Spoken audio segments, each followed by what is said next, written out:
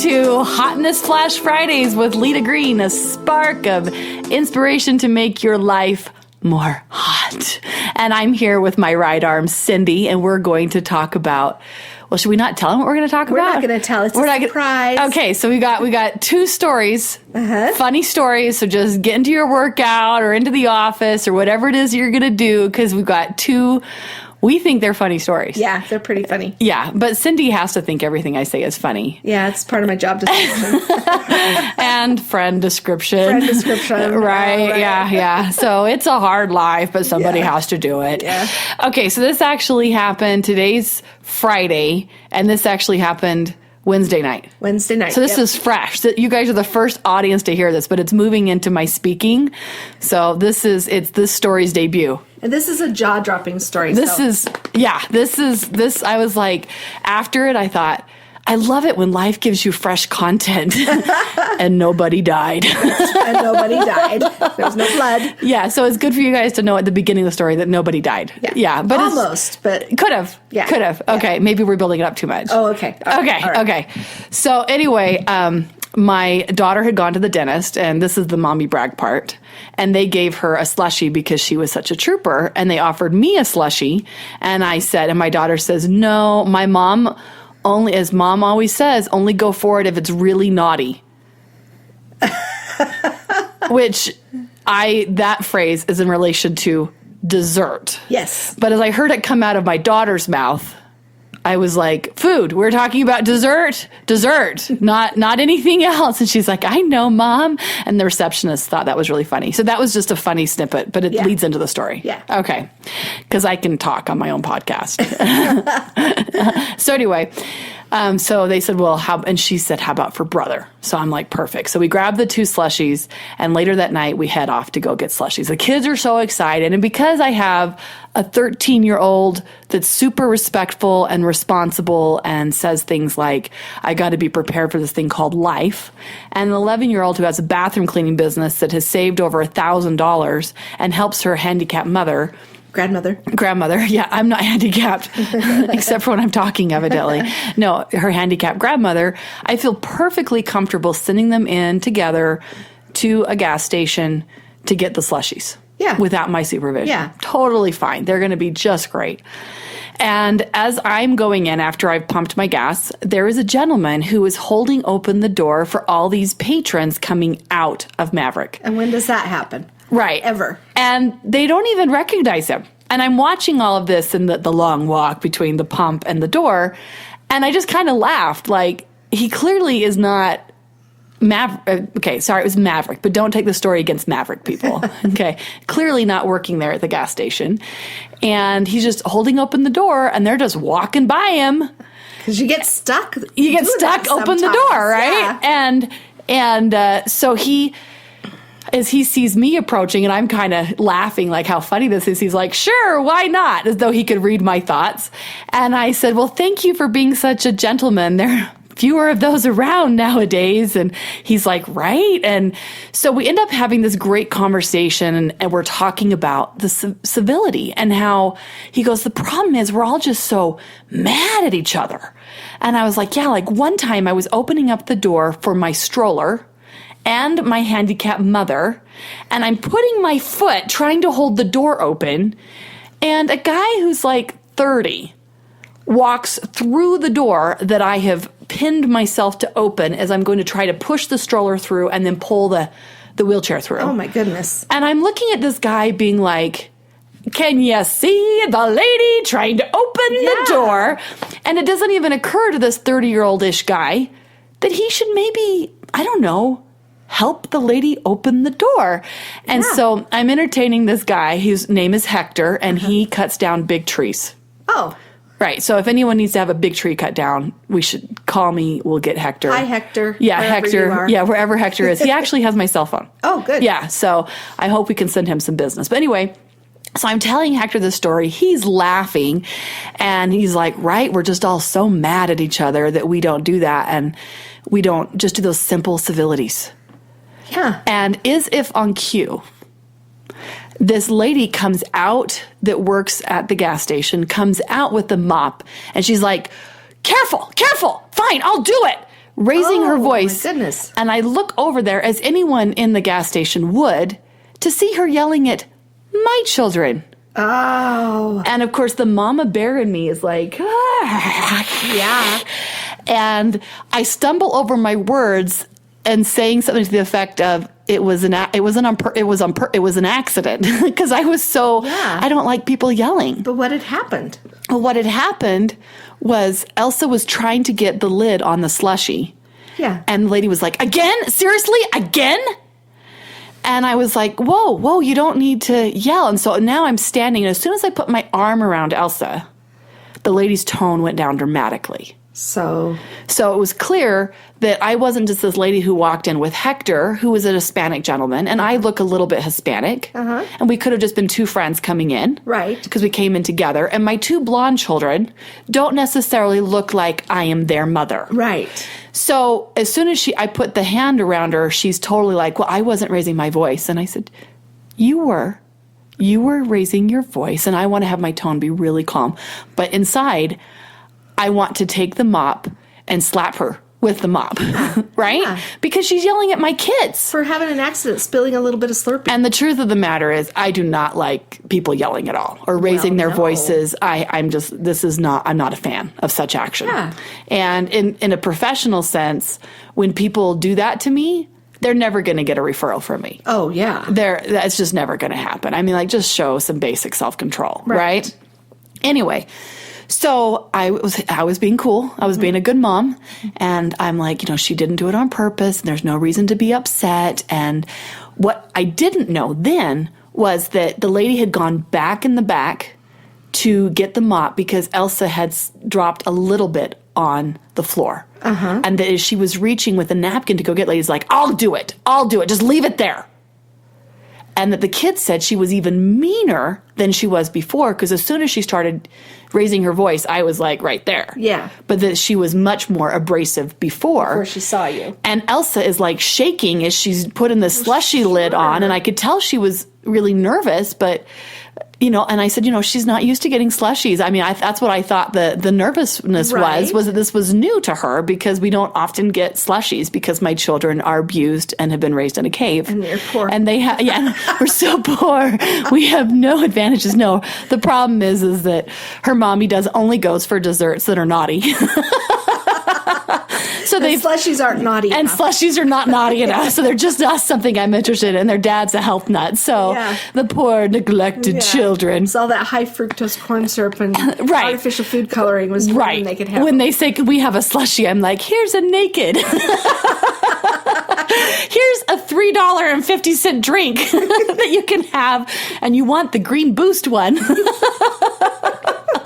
And the funny thing is, my kids really do like they'd nakeds, rather but have if they ask for a slushie, I'm going to opt for the healthier option that has lots and lots of calories but is healthier.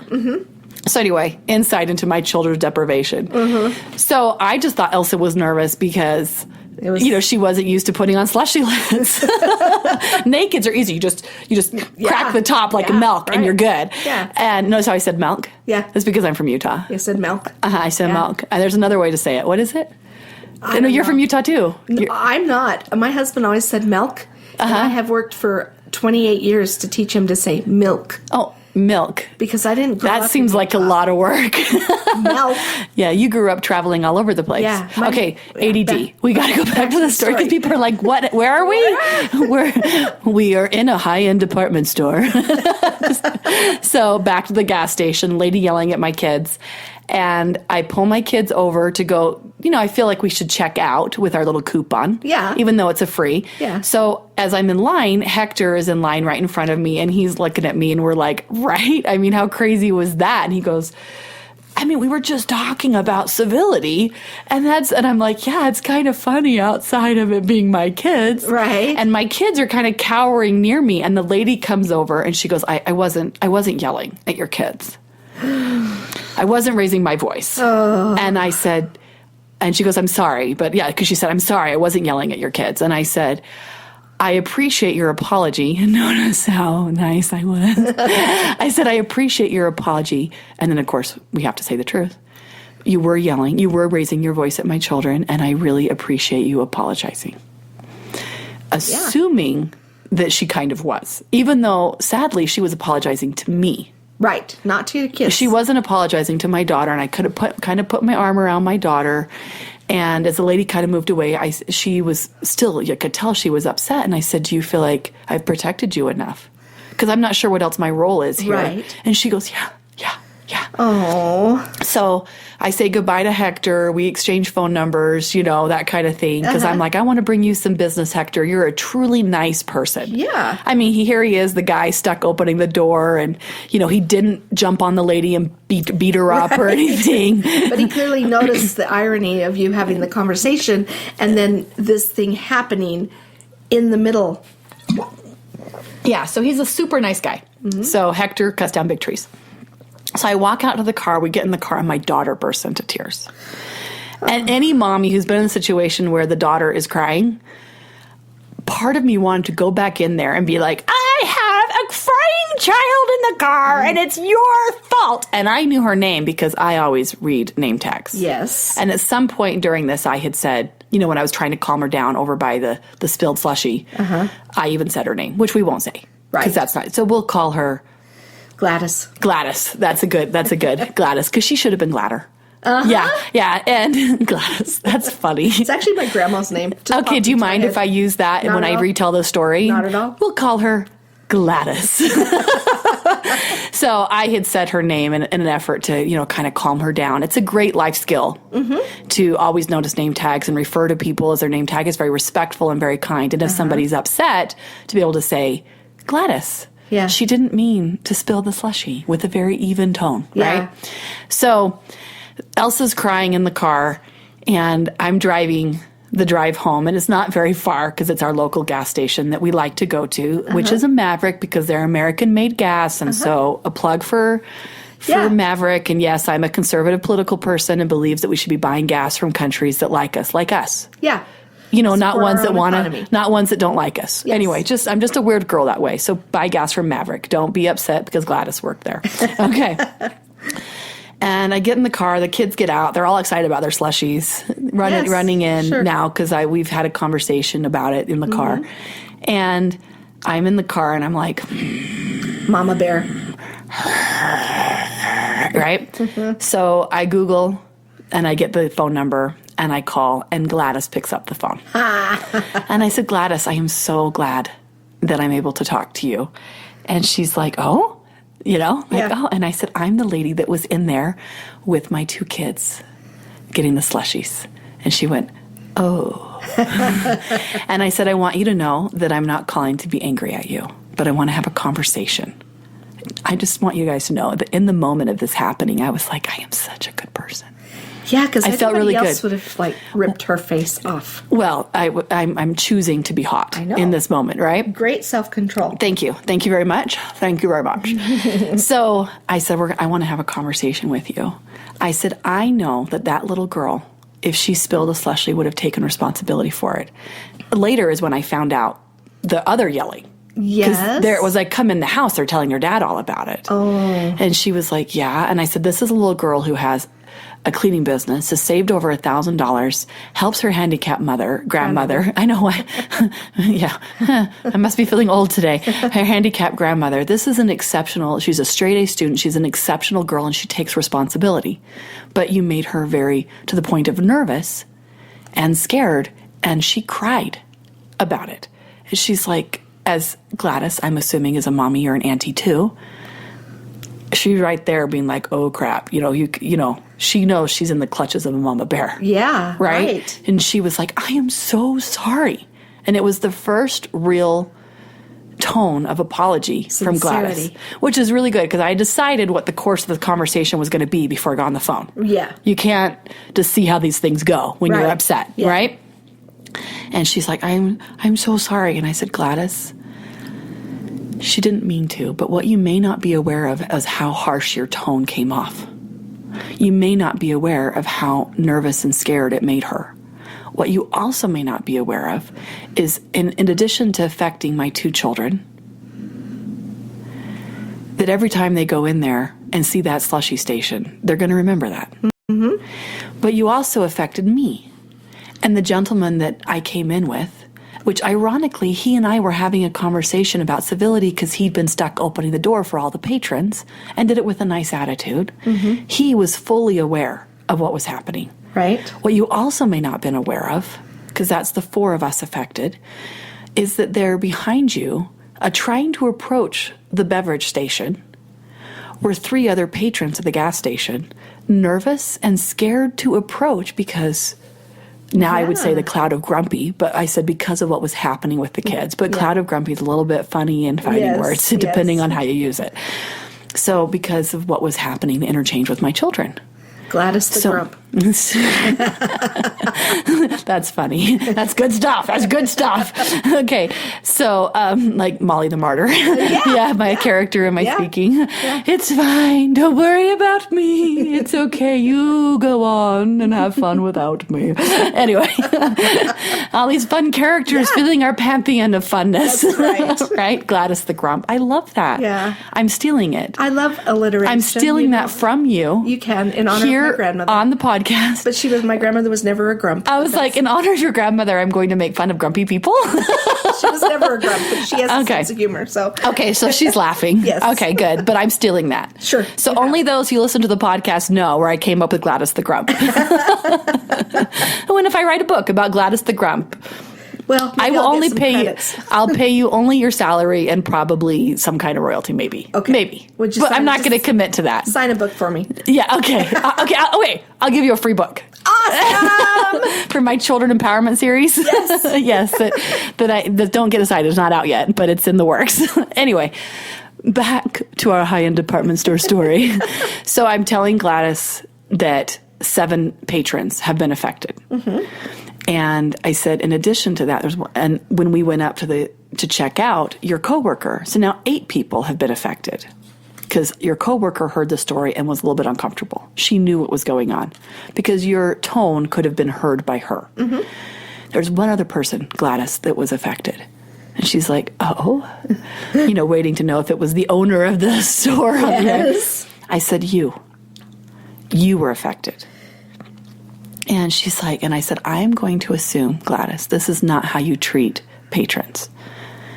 Because by what happened, I could have you fired. Gulp. Yeah, that's exactly what she did. Yes. And I said, that is not my intention right now. I want you to understand the ramifications of how you affected people today and what it could have cost you. But I'm going to make 2 assumptions. And she's like, yes, I'm so sorry. And I said, Gladys, I'm going to make 2 assumptions because she's groveling now. Yeah. And I said, 1, that this is not how you normally treat people. Uh-huh. That you had a bad day today. Mm-hmm. And that you were not aware of your tone. And she's like, I did have a bad day. And I said, the other assumption I'm going to make is that your job means a lot to you. And she's like, it does. And I said, Gladys, notice that I am assuming the best about you. That when you're on a job site and in life, and of course, I don't want to be like preachy to this lady, Yeah. that I kind of want to be like, don't be such a grump. Yes. I said, but in life, it's better to assume the best of other people. And that if you'd assumed the best about my daughter, it would have all gone very differently. Yeah. And it would be really sad for you to lose your job on a one-time occurrence. Again, assuming the best. Right. Right? And she's like, I did have a bad day. And then she started to tell me about her day. Yes. And the truth of the matter is, you didn't care about that. I didn't care. Yeah. And so I just said, you know what, Gladys? Something else you need to know. And she's like, yeah? And I said, I too. I said, yesterday I celebrated the anniversary and stumbled over my words a little bit on it of burying my daughter. Mm-hmm. That little girl has lost her sister. Mm-hmm. And Gladys I can hear her breathing. Yeah. I said, I had every right to be in a bad mood. But I wasn't. Yeah. I was civil. But I'm assuming whatever your bad day was isn't as bad as that. Yeah. This could have gone very badly for you. Yeah. And she's like, it could. And she's like, I'm so sorry. And I said, Gladys, it's done. It's over with. I hope that you will take my suggestion when you're having bad days to watch your tone. And I'm going to assume that it won't happen and that everything is good. And I'm going to assume the best about you. And I challenge you to assume the best about others. Wow. And again, I don't want to be too preachy. Yeah. But, I feel like if I've got your job in my hands, I get to be a Right. little bit preachy. A little bit. And, I'm a speaker and we kind of pass out advice, Yeah. And, I could have. What could I have done with the amount of influence I have, and I could have posted on Facebook. I could have taken a covert picture of her. There's Been on the Today Show. There was my one chance, and I gave it up. Right? So, there's all kinds of things that could have happened, and we see these kinds of things happen all the time in our society. It's true. And we're not. And the problem is we're not civil, and we don't assume the best of others. Yeah. So. Just because all of you that are listening right now thinking, wow, hotness really is hot. Took a lot of self-control to do She's a really good person. I'm going to tell you the story of when I didn't have self-control. So, same child, but my poor little Elsa. I know, she's right? so tenderhearted. Was being tutored, and I want to be vague here so I don't hurt the business of this. Right. Being vague here, this lady was mean to her, and she comes home in tears. And Elsa pretty much Clarify, you're paying this woman to tutor her. I'm paying her to be tutored. Yes. And not because Elsa was particularly struggling, but because Elsa is such a cute little nerd. Yeah. She loves to learn. Yeah. And I was providing that service also for her brother. And when you have two kids, you get to provide them for both. Yeah, and it was just a summer thing. It was just a fun thing for the kids, and she loved it. And she would go up there for the full time allotted of an hour and a half and just geek out on math. She would just do that. Yes. And I love this because I'm encouraging my children to be excellent at math and sciences. Yeah. Because we need more people. Yeah.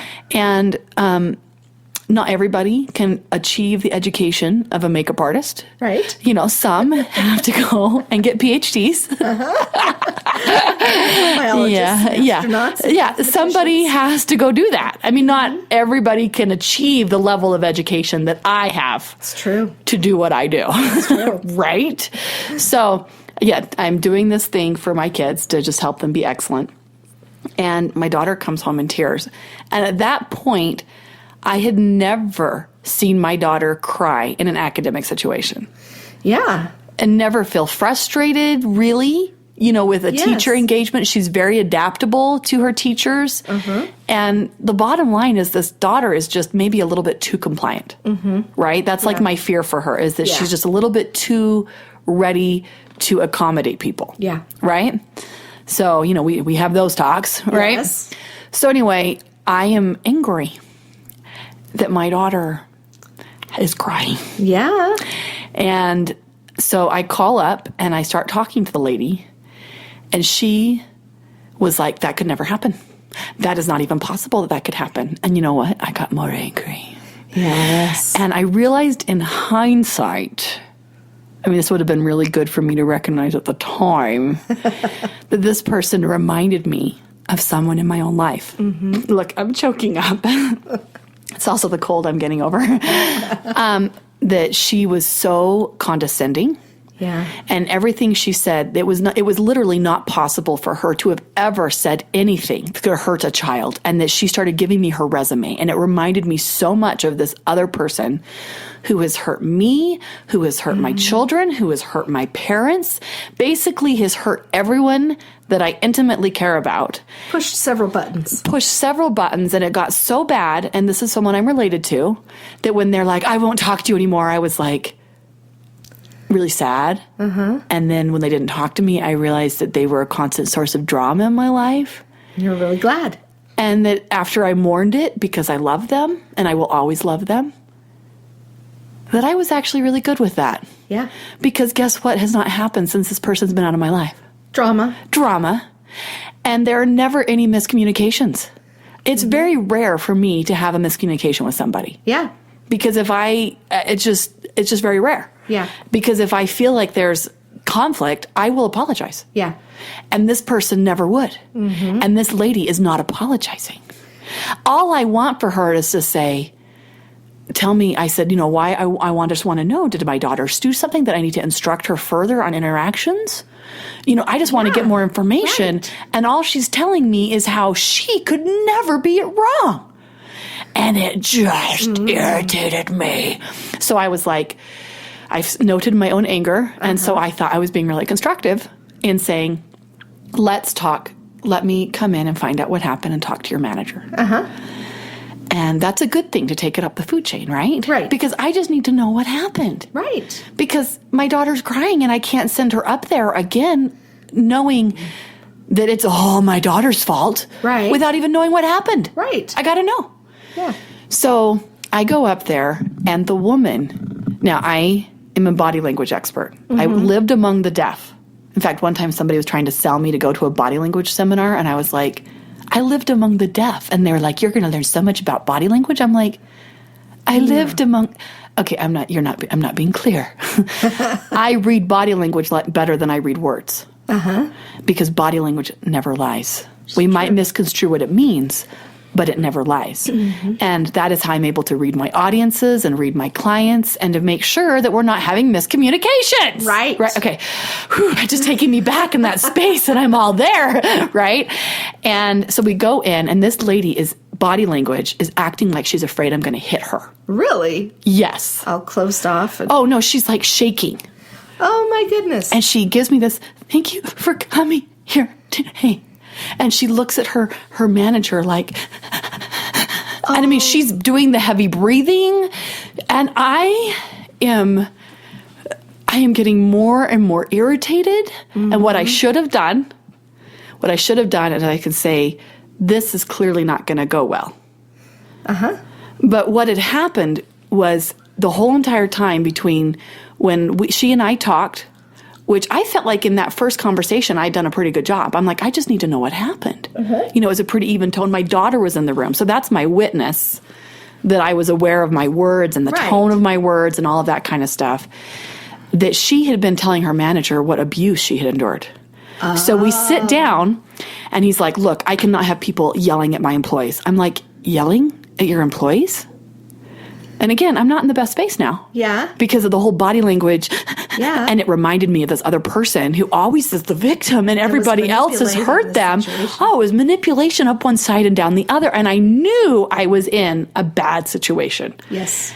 I knew I was not in a good space. Yeah. I should have just said, everything that's happening here, body language-wise, is too much for me, and I cannot have this conversation. She or I have to leave. I should have just exited the Coliseum. Sure. Right? But you were not in that mind space. I was in Mama Bear. Yeah. I was in Mama Bear. Thank you for validating me. That proves you're my girlfriend. Because now I'm like, I should have taken you with me. Right? We would have done it together. Yeah, we would have killed her. We would have wrung her little neck and, and boom, boom, boom. Yeah, okay. So I state the conversation to the manager. And my husband's with me. And my husband was like, yeah. And my husband doesn't pick up on drama at all. He doesn't read any drama hints. He's just, straightforward, hard-charging guy. So if I were over the edge, he would have been like, honey. Yeah. Honey. Yeah. And she rolled her eyes. And that's when I lost it. It's fatal. That's when I lost it. Now, meanwhile, before I tell you what I did, I felt like other people have had conflicts with this manager. And that because she has never done anything wrong, I posted on our local garage sale site, not our local community site, which again, I don't know if this was right or wrong, probably on the side of wrong. We're going to go on that because it wasn't civil, right? But I also felt like this lady was so like, if there are any problems, I've never had a problem. I've never had a problem. That other parents should know that there's a problem. Yeah. And that they should go in. And I stated in that comment that I really loved this institution. And I had nothing but positive to say except for this one person. Yeah. And that if anyone else was, again, totally encouraging people to patronize this business. Right. But I was having a conflict with this one person. And, there was a concern kind of thing, you know. And so if they had a problem, to bring it up with the owner manager person so that, you know. Yeah. Right. No one is ever 100% right. Right. It's not possible, except for the individual that I'm related to that I will not name. Who thinks they're 100% right. No, just ask them. They're always the one that has been wronged. Every single family story, it is always them that got hurt, right? Anyway, I digress. Right? So I posted it and left. And like went and cooked dinner, and then of course I was going to go have this meeting with them up there with my husband and the owner of this place and this manager of the tutoring center. Right. And while I was gone, meanwhile, this lady went on there through a friend and gave out private information about my daughter. Oh, you're kidding me. No, I am not. And people freaked out. On your side, right? Oh, well, she just gave private information. Yeah. Where they're not supposed to be divulging private information. Of course not. That it was totally clear that this lady had talked to Gladys. Grumpy Gladys. Mother Gladys. Right? I know, isn't that weird how Gladys keeps showing up? Who had clearly talked to Gladys and was giving out private information about my daughter. No way. Yes way. And people freaked out, like, what Leta said was very even-tempered. What you have done has damaged. I was going to go up there, but now I'm not until the, you know, I mean, it blew up. It was so bad and so angry. I thought a lynch mob, in reading the comments later, were going to go lynch Gladys. Oh, my goodness. Right? But when this is what happened, when she rolled her eyes, I went, did you see what she just did? She just rolled her eyes. She just rolled her eyes. We can't have, and maybe I'm a little bit louder here, you know, but I was like, okay, I was like this. She just rolled her eyes. Did you see her just roll her eyes? So raising my voice, I'm like, we can't have a conversation with people rolling their eyes. And the manager's like, you're a crazy lady. Right? And my husband was like, mental note, don't roll your eyes. I mean, at this point, we'd been married for 17 years, and he fortunately had never rolled his eyes. But there was like fire coming out of, you know. Yeah. And I don't think my husband has ever actually been afraid of me. Until then. Until that moment. Because I'm flipping out that a lady rolled her eyes. And again, this goes back to body language. And my husband going out to the car, he goes, so, whatever, and he's swallowing in between his words because there's fear. Yeah, that's body language right there. Right? He's like, so whatever happened to you catch more flies with honey? Which is something I often say. Yes. That when he is in a conflict or something, I say more flies with honey, love, more flies with honey, you know? And that when I've been in conflict or could have been in a conflict with somebody, that I'm so even-tempered and sweet, like I was. Like the first story. Like the first story, right? That's tend to be where I go. Yes. Right? But this time, she rolled her eyes and she gave me the fishy handshake and she did the shaking and I completely fell into her hands. I was completely manipulated by her because I gave her boss all the validation that I was out of control. Yeah. And so the only recourse was to pull my children out of that. Right. And the losers in the story are my children. Yeah. My children paid a price because they loved it. And I can't send them up there because this lady now has a feather in her cap that I handed to her by freaking out. Yes. And, you know, I went on the thread and was like, I rolled my eyes. She rolled her eyes. And no, actually, oh my crap. It was after that the thread was happening. Because I went on there and I said, in my own, you know, honesty, I did lose control when she rolled her eyes, right? And that's afterwards is when she divulged all of my kids' information, right? So anyway, whatever. She divulged it. Everybody freaked out. And, you know, people in the truth of the matter is my neighbors all thought I was the hero of the story. Yeah. But I wasn't. Okay. I wasn't the hero of the story because I lost control of my hotness and I singed out with a burning tentacle of anger. And I knew walking into that little office that I was not in the right space. Yeah. And for like 6 days after that, when I would pray and feel bad about it, because I don't usually lose control. So I felt really bad about it. Yeah. And, it was like a matter of prayer and, I'm kind of licking my wounds. I was like, mental note, when you're there in that space and that same energy is happening, get out. Just get out. Just get out, because, and yeah, we got a refund from them, which they were not going to give us. And I did say, I have this. And I sent the owner the Facebook feed. And I got a very prompt refund. Because I had the grounds for a legal suit. Yes. Right? And she was filtering all of his messages that the owner would get. Oh. So she was replying. Oh. And so it was only after I sent that thread that got through to him. That got through. Well, no, I think she went, okay, we're processing this, because she realized I could now have her job.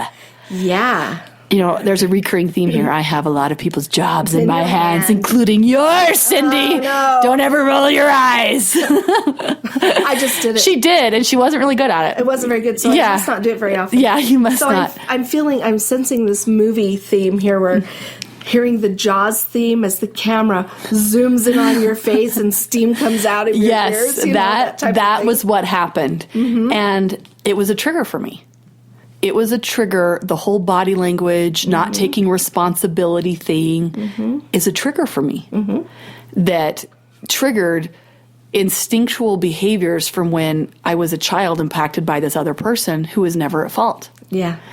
And it's a whole family pattern, so I don't even really fully blame this person from my mother's side of the family, not my mother, but it's a whole family pattern, so it's not really all this person. And intellectually, I know that because it was grandmother to great-grandmother, and who knows, back to, Eve's great-granddaughter that this came from, But that is something that I've worked so hard in my own self to make sure was not there, even to the point of marrying a man who does not pick up on hints. Yeah. If I were to do any of the things that I was taught from my grandmother's side of the family, Nathan would not pick up on it at all. Yeah. And there was a moment where this individual and my mother were having a silent conflict. And all of us know, because we all speak the language.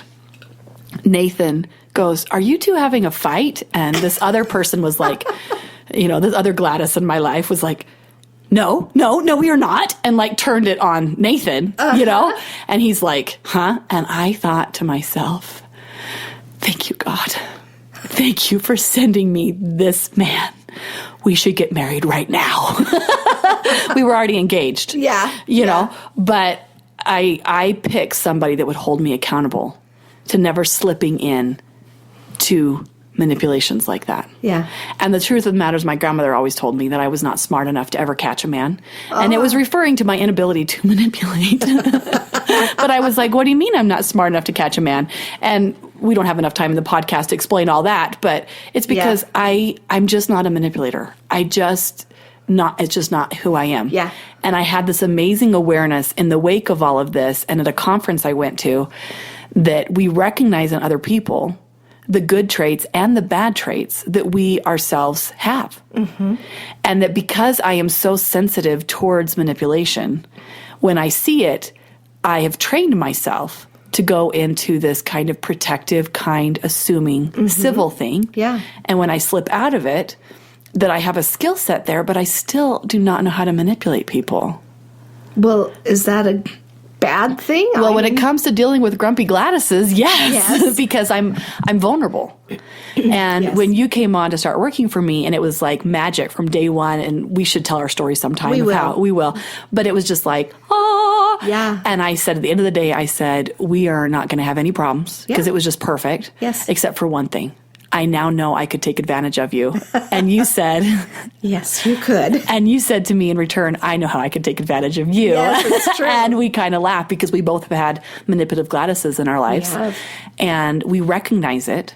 But recognizing those traits in others, we also have to build in our own self a way to deal with it. Yeah. And so to get ourselves out of that situation. And an answer that always is going to work to be on the side of right and not be having to cry and feel bad about yourself because someone rolled your eyes and you flipped out. Because it wasn't really about her, it was how I behaved. And yes, she behaved more badly. Yes. But it ended up impacting my children negatively, and I had to go to my kids and apologize. And they were both like, it's okay, Mom, it's totally fine. But again, I had to apologize to my children. And I don't want to be in a situation where I'm like, Mommy handled this badly. Yeah. Mommy handled this very badly. And they didn't see it as I did, but the truth is the truth. That we have to make sure, and the best way to make sure we don't get deep into problems like that is the hot tip of today. Okay, what is it? Civility is the overarching, but the nitty-gritty hot tip is to assume the best of others. If at the very beginning of this conflict with the math thing, She was learning math. Yeah. if I had said, I'm going to assume that you've had a bad day and you may not have been aware of your tone. Yeah. Wouldn't that have gone better? Yeah. That would have been so much better. And she Yes. would have been like, there's never even a possibility that could have gone wrong. The other thing, this is the sub note. When you realize you're in conflict with somebody, press record. Because if I had had a recording device, Yeah. it would not have gone badly. And we have to have Jennifer on to tell her story of how recording saved her from millions of dollars of loss. Oh, yes. Right? Yes. If you are in conflict with somebody, set the recorder. Yeah. And that's how I deal with my grumpy Gladys, is I set the recording. So the hot tip is assume the best, be civil, and if there's serious poop going down, Record it. record it. Because if I had just been able to slide over the conversation to her manager, her boss, there would have been no conflict Yeah. between she and I. Even it when would she have, rolled her eyes. well, she wouldn't have been able to. She wouldn't have had the opportunity. But because I was not cool, calm, and collected, I played into her hands. And those of us who are not good at manipulators will always play into manipulators' hands. So record it and save yourself the hassle, right? Because if manipulators know that you're recording them, they don't come around. And when you respond and react to them, you give them all the power. Because you're just not smart enough to figure it out. And that's okay. You can be very happy, hot, and successful. Yeah. But there is no way that I'm going to be able to foresee, nor you, Cindy, with your grumpy Gladyses, what's coming down the pipe. Because they put more thought into it. Yeah, they do. Right? Or habit or strength or whatever it is. So just protect yourself. Yeah. And civility is the best way to stay out of that. Assume the best, be civil, and your life will be so much more hot. Great tip of the day. Right. So no one walk away from this thinking I'm perfect, because now you know if you want to tick me off, roll your eyes, and I have really big claw fingernails right now, and I might rip your eyeballs out. Yeah. So you've been warned. That was their evil laugh. Now you all know my hot buttons. Don't manipulate me and don't roll your eyes at me. But now I'm going to say, now that I see that we're in conflict, I'm pressing record. Yeah. Because I don't say anything that I'm not willing to own up to. Right. And that's just a good way to live. It is. You don't have to remember your lies if you never tell them. And if you're willing to own up to your mistakes, you don't have to have regret. That's right. And if I ever hurt somebody, if I even assume, I apologize because that wasn't my intention. Because apology is a great way to connect with people. But that's another podcast. That is. Okay, so thank you so much for coming to this episode of Hotness Flash. Oh, wait. Hotness Flash Fridays. You were right. I was wrong. Oh, okay. Yeah, well, okay. that's a first. Okay. That's not true, but she's so nice to say it. Okay, so 1, 2, 3. Hotness Flash Fridays. Another spark of inspiration to help your life be hotter.